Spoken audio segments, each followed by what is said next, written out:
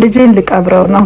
ብዙዎቻችሁ ቤቢሻዬን ጉድጓድ ቆፍረሽ ንጹህ አፈር ላይ ማቆምን አስለምጪው ብላችሁ ነበርና እንደምንም ብዬ ቤቢሻዬ መሬት መንካት አይወድም። በቃ በእግሩ መሬት ማስነካት አይወድም።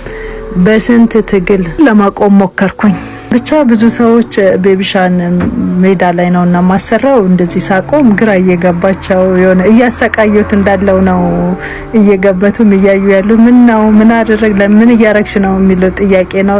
እንደዚህ ማድረጌ ለቤቢሻ ብዙ ጥቅሞች አሉት። ለምሳሌ በቅዝቃዜ በውሃ ውስጥ ሆኖ በጭቃ እንደዚህ መቆሙ ለሱ መነቃቃትን ይፈጥራል። ሌላ ሳነብ ያገኘሁት ለቆዳ በሽታና ለአለርጂክ ጭንቀትን ለመቀነስ፣ አይምሮን ለማረጋጋት፣ ጡንቻን ለማጠንከር፣ ነርቭን ለማነቃቃት ለነዚህ ሁሉ ነገሮች ጥቅም አለው። እንደ ቤቢሻ ያሉ ልጆች እንዲህ መሬት ላይ መቀበር ጥሩ ነው ብትቀብሪው ብላችሁ ነበርና ይሄንን ለማድረግ እንዴት እንደሚቀበር ስላላወቅኩኝ አልቀበርኩም ነበር። ዛሬ እንደጋጣሚ ይሄንን ቪዲዮ ሳይ ይሄንን ነገር በዚህ መልኩ ቤቢሻን ቀብሬዋለሁ እና ቪዲዮአችን እየታየ አይደለም። ላይክ፣ ሼር፣ ኮፒ ሊንክ እያደረጋችሁ ፎሎ ያላደረጋችሁም ደግሞ ፎሎ አድርጉን።